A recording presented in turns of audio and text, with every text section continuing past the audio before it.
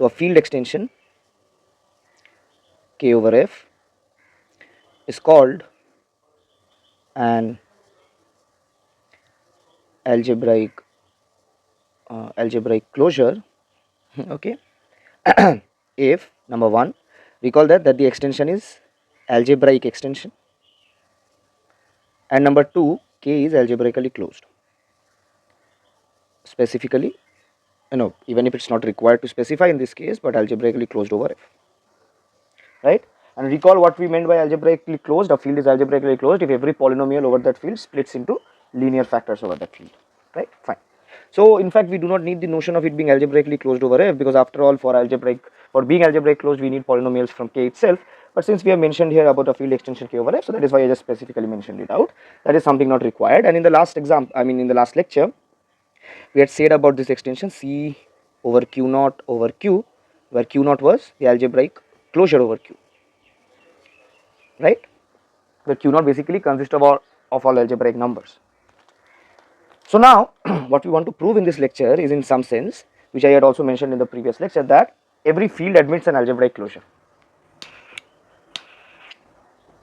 Now if you go back to my lectures on rings, you will recall one thing, that we had discussed in a very little sense of splitting fields, right? That is, it was in some sense the smallest field extension in which every polynomial would, or rather splitting field of a polynomial would be the smallest field extension in which that polynomial would completely split into linear factors, right? Fine. Okay. So what we want to prove is the following theorem: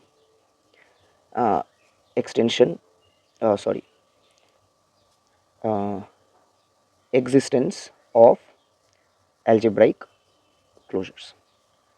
Okay. So what we want to prove is the following, that let F be any field,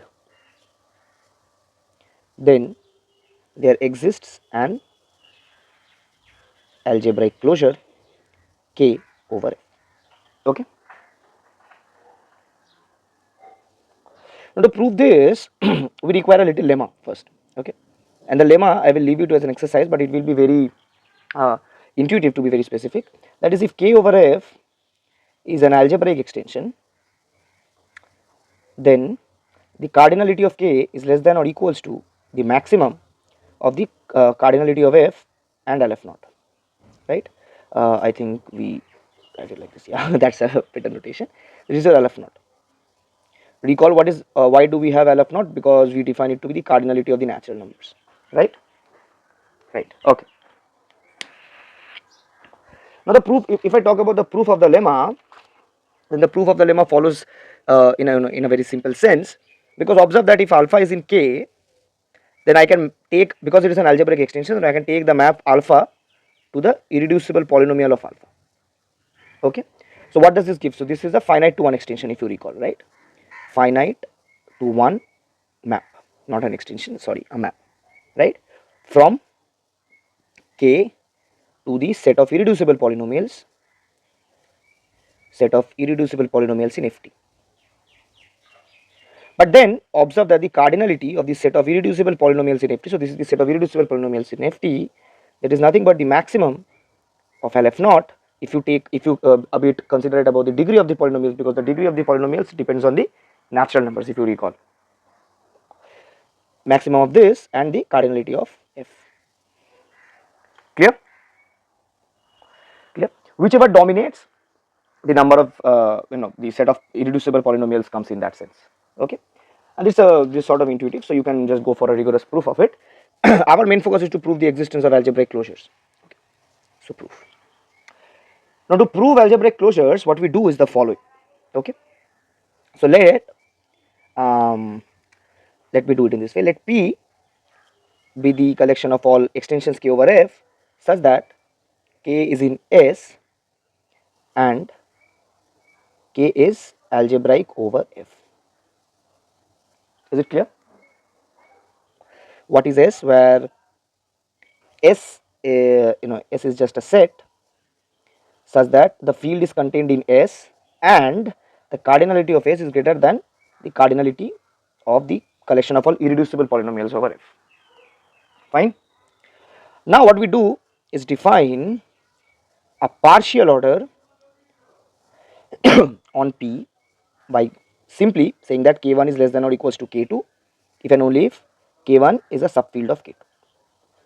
Now once we define a partial order, you should already guess what our method of proof will be.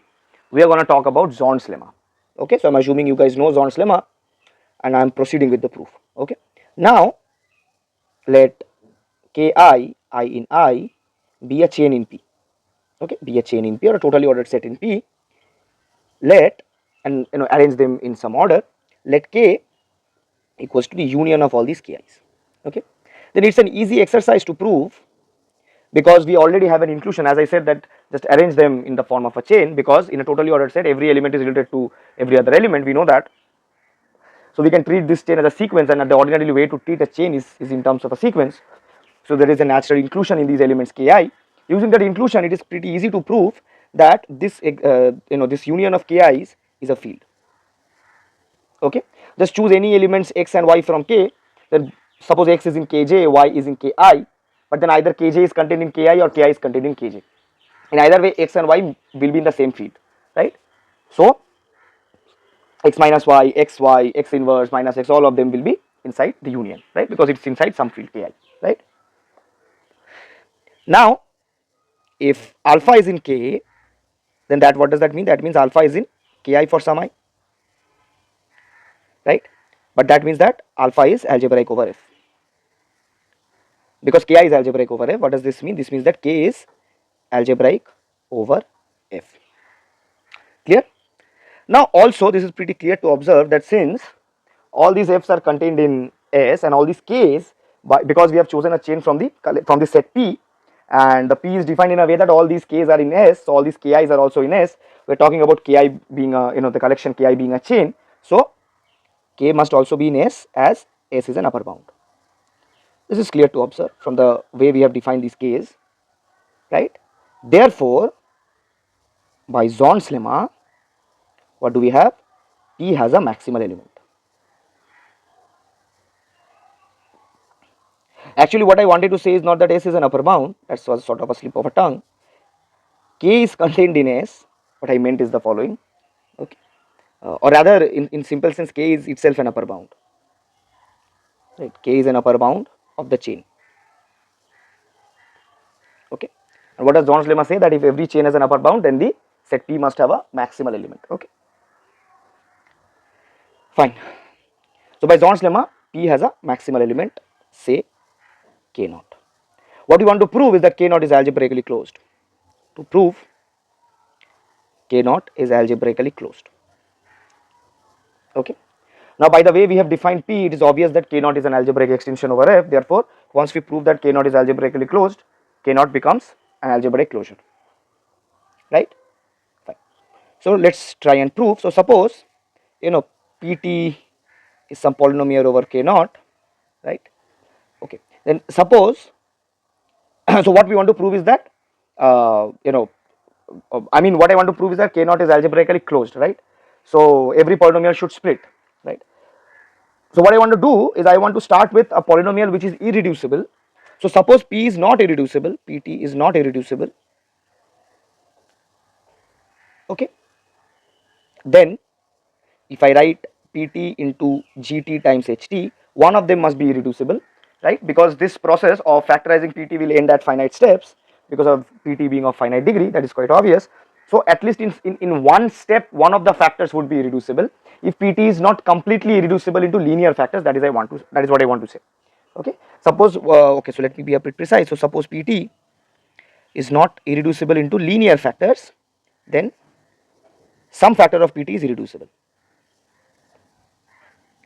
So what we can do from here is that we can completely restrict the proof using that irreducible factor of Pt, right? So therefore, without loss of generality, I can assume or start the proof assuming this Pt itself is irreducible, okay. So then do the proof using that irreducible factor. Got what I want to say? So let Pt itself be irreducible. Clear? Then if I consider K naught T modulo Pt, then that's a field. right? Also, it is clear that k0 is contained in E as the collection of constant polynomials, right? What does this mean? Now observe the following. Then see, E over k0 is algebraic, right? By the way we have structured E, right? Such a construction of algebraic elements which we have seen previously when we talked about extensions generated by a single element, if you recall. So E over k0 is immediately algebraic, and k0 over f is algebraic by definition itself of k0, and recall that algebraic extensions are transitive in nature, therefore E over f is algebraic, right? But that contradicts the maximality of k0 in P, right? Therefore Pt must be reducible into linear factors. Every polynomial over k0 must be reducible into linear factors over k0. Therefore k0 must be an algebraic extension, right? Sorry, k0 must be an algebraic closure, must be algebraically closed. That is what I wanted to prove, right? Algebraically closed. No, I wanted to prove it's the, oh, I proved it's algebraically closed, I'm sorry. So k0 must be algebraic closure of f. Yeah, fine. That's what I wanted to prove. Clear? Okay, fine. Now, now sort of an immediate idea, if you have studied splitting fields in the previous lectures, then you would have seen that the constructions of splitting fields are a bit, very easy in some sense, because let me define the splitting fields first, and then we will go back to what I wanted to say here. Define, so this is the definition. Let f be a field and f is a polynomial over f, an extension k over f is called a splitting field of fx if number A, f splits completely into linear factors in kx, okay, and number B, k is the smallest such field, k is the smallest such field, okay. For example, or rather let us first claim what I wanted to say in this context, and then we'll immediately have multiple examples, okay. Let's first talk about the example, then the what I wanted to say will be more clear, okay. Suppose I choose f of x to be x square minus 2 over qx, okay. Then I claim that q root 2 is the splitting field over q, okay. And the proof is actually pretty simple if you observe it very carefully. See the proof, okay. First of all, over q root 2 x square minus 2 can be written as x minus root 2 into x plus root 2 since root 2 is in q root 2, right? Therefore it clearly splits, right? So what next I want to show is that q root 2 is the smallest such field such that this happens, right? That is what I want to show, right? So now observe that now if f of x, which is this is my f of x, splits completely over some e over f, then so e over q, right? We are choosing a polynomial over q. Then q must be inside e and root 2 must also be inside e, right? What does this mean? This means that q root 2 must be inside e. In other words, what we have proven is that q root 2 is the smallest such field over which f splits into linear factors, okay. The other way which you can observe it immediately, sort of immediately, is the following, that q root 2 over q is a quadratic extension, right? It's an extension of degree 2. So there obviously cannot be a strictly immediate field, right, between q root 2 and q, because if there exists a strictly contained field between q root 2 and q, then that field should have in some sense degree of extension to q being 1, but then that field must be exactly equal to q. Whatever, this context is pretty clear, but something which we observed it immediately from here is that the splitting field in this case at least has formed by adjoining the root of the polynomial we are concerned about to the field, right? Because we started with q, we chose a polynomial which we know that it admits this root, and we just adjoined that root to q. Similarly, if suppose I have let's say f of x equals to x square plus 1, then the splitting field would have been qi, right? And this is something which you can immediately follow as well, and you can immediately try and prove this as well, that the splitting fields are actually uniquely determined. I won't be proving that it is actually uniquely determined, but rather we can give sort of a structure to splitting fields of polynomials which will immediately say you, yeah, that it might be uniquely determined.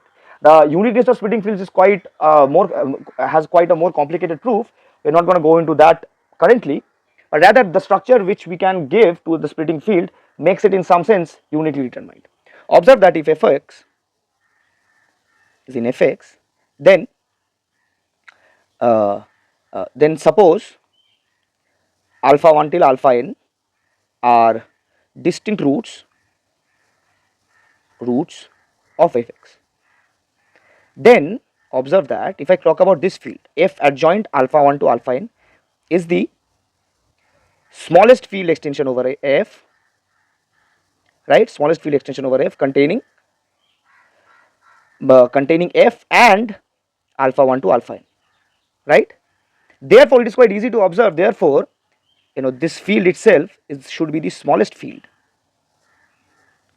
over which f splits completely. Completely in the sense completely into linear factors. Is it clear? Is it clear? Because you can try and prove it in the other way around as well, that if it splits completely into some other field, then that field would contain f, and that field would also contain all these alpha i's, and therefore f adjoint alpha 1 to alpha n must be inside that field. So it's actually a very easy proof to observe. And in fact, we have proven actually two important things. Firstly, we have proven that the splitting field is actually formed by adjoining the roots of the polynomial. The splitting field is considered about a strict polynomial. Okay, you start with the polynomial and talk about a splitting field of that polynomial. Moreover, what we have also proved is that also every polynomial has a splitting field, right? Has a splitting field, because by the fundamental theorem of algebra, every polynomial must admit the roots, and you can just keep adjoining the roots as much as you want to get hold of the splitting field. So any polynomial has a splitting field. Any polynomial over f has a splitting field. Is it clear? Right? Fine. Okay. Now, so what in some sense what we conclude is the following, that see, when we are talking about starting with some finite number of elements and adjoining them to a field to construct a new field, then this structure is unique, right? Because the roots of the polynomials are unique. So adjoining them to a field and forming a new field, that field is unique. So in some sense, this should be some idea in our head that a splitting field of some specific polynomial is uniquely determined. And the way we have defined an algebraic closure over some field, we have also proved that it is much larger a field. It might be much larger a field than a splitting field, but at least all the polynomials in that field split completely, right? What I am trying to say is the following. For example, let's say k1 over f and k2 over f are algebraic closures. Then we know that every polynomial in k1 must split completely over k1, every polynomial in k2 must split completely over k2. Then every polynomial in f is also a polynomial over k1, so it must also, because k1 contains f, right? So every polynomial over f must also completely split in k2, every polynomial over f must also completely split in k1 and k2. Got it? Therefore, if I choose a polynomial over f and that splits completely in k1 or k2, then the splitting field must be contained inside k1 or k2. And what we proved is that, or in some sense we haven't proved it yet, but in some sense what we have claimed is the splitting fields are uniquely determined or unique in nature. So can we claim, in fact, this is sort of intuitive thought, that can we claim that the algebraic closures are unique as well? Okay, and indeed the algebraic closures are unique up to isomorphism. And isomorphism of field extensions is defined in this way, that if I have k1 over f and k2 over f, two field extensions, and we say that these field extensions are isomorphic, what I mean is that there exists a isomorphism between k1 and k2 phi, such that phi over f is the identity map. Okay, and it's determined like this, I mean denoted like this. Okay, the isomorphism must be identity on f. Okay, it must map every element of f to itself. Clear? That is the way in which we define isomorphic extensions, right? Okay, so theorem, suppose k over f and e over f are algebraic extensions, then there exists a ring homomorphism. Okay, there is a ring homomorphism, let's say phi from E to K, such that phi restricted to F is identity in F. Okay, identity map over F. So basically what we are actually proving here is that if I have an algebraic extension over the same field, then they are in some sense isomorphic as field extensions, and algebraic closures are algebraic extensions as well, right? So it will immediately prove that as well. Getting my point? So let's try and prove this proof. Suppose P is the collection of elements of the in some sense of the ordered pairs E over L over F, such that phi from L to K is a map and phi restricted to F is equals to identity. Okay, phi is an isomorphism from L to K. Phi is an isomorphism from L to K, and phi restricted to F is identity. If I do not require phi to be isomorphism in the course of the proof, then I will remove that hypothesis. But I think we will require phi to be an isomorphism, right? Because in some sense I need to prove that this phi is actually an isomorphism from E to K, and I'm choosing an intermediate field between E and F, and then what I will do, I will prove in some sense a maximality using Zorn's lemma again to prove that I can extend phi to E. Okay, sort of a theorem which is in some sense pretty relevant to your theorem of Han-Banach in functional analysis. Okay, so I think I require phi to be an isomorphism. Rather in the let's start with the proof and then we'll see. Okay, so define a partial order on P as L1 phi1 is less than equals to L2 phi2 if L1 is contained in L2 and phi2 restricted to L1. So phi2 restricted to L1 is phi1. Okay, got it? See, now we will do the same thing as we used to do. Okay, now if let's say Li phi I in I is a chain in P, then take L to be the union of Li and let phi of x be defined as phi I of x for x in L and phi I be the map adjoint to Li. Yeah, so the definition follows in the following way, that if x is in L, then x must be in some Li. So take that map phi I. That is what I want to do here. Okay. Then again, the way we proved in the previous case, existence of algebraic closures, it is clear to observe then the ordered pair L phi is an upper bound. Therefore, by Zorn's lemma, P has a maximal element. P has a maximal element. Let's say the maximal element is L naught phi naught. Okay. Yeah. So yeah, I think I require phi to be an isomorphism because phi naught is just an extension of phi, and what we claim is that L naught is equal to E. L naught is equal to E. Then what we will be eventually proving is that I can extend these maps to, I can extend L to phi in terms of P, so there exists an isomorphism from E to K, which is identity on F. Getting my point? Okay. Suppose not, then there exists some alpha in E minus L naught, right? But alpha must be algebraic over F, right? As alpha must be algebraic over L naught, right? So let Pt be the irreducible polynomial. I got into a slip of tongue. I'm sorry. Alpha is algebraic over F. This implies alpha is algebraic over L naught. Right. That is what I wanted to say. So now let's let Pt be the irreducible polynomial over of alpha over L naught. Okay. And let's say suppose Pt is in this form. Let's say a naught plus a1x till an x to the power n. Okay, I took it in terms of t, right? So write this. Okay. Then observe that phi naught of P applied to T. So if I just take the image of P under phi naught, what we will be having? Okay. So all these a naughts will be taken out, right? So it becomes phi naught a naught plus phi naught a1 t and so on and so forth till phi naught a n t to the power n, and this will be a polynomial over kt. Is it clear? Right. So you have seen such a map in the last lecture on rings. It was the first tool introduced in order to study irreducible polynomials. Okay. Now suppose alpha prime in K is a root of phi naught p. Okay, then what we can do is define a map from L naught t to k as psi such that t is mapped to alpha. Then observe that then pt must be in kernel phi not alpha prime. Okay, because p of alpha is 0, so pt must be in the kernel of phi.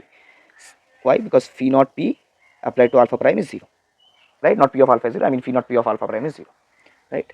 But then observe, then we have the following chain: L naught extended by alpha, this is isomorphic to L naught t over pt, and here we have a map c bar which is just the natural map extended to L naught t modulo pt to k, and these are all identity over f, right? Right. So what we have done here is that we have got a field, this is a field which contains L naught inside, strictly contains L naught inside, and it is also, I mean it strictly contains L naught inside and it satisfies all the properties of an upper bound, right? I mean all the properties of the maximal element, right? So this contradicts the maximality of L phi, I mean L naught phi naught, right? Got my point? Therefore L naught must be equals to E, right? Okay, fine. Okay, now observe the following. So yeah, now observe the following. Now let's get back to splitting fields. Okay, so we have discussed about algebraic closures. Now let's get back to splitting field. Now observe the following. Okay, so again an observation.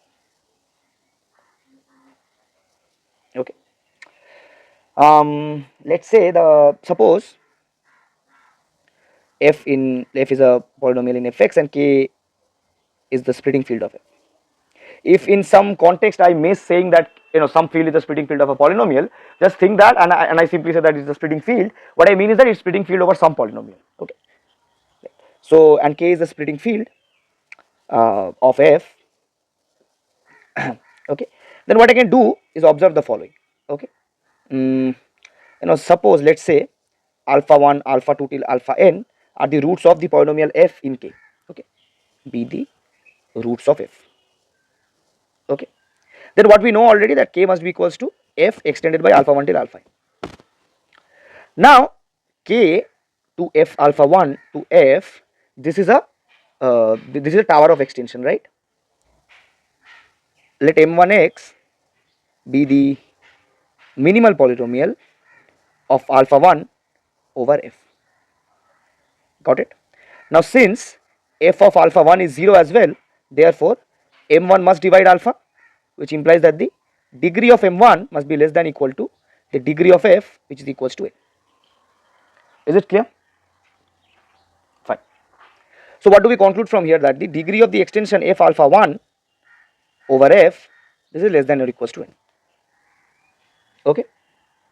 Now see, some of the other roots alpha 2 to alpha n, some of the other roots might also be in f alpha 1. Okay, but that is not a matter of concern. So just work with those alpha i's which are not in f alpha 1.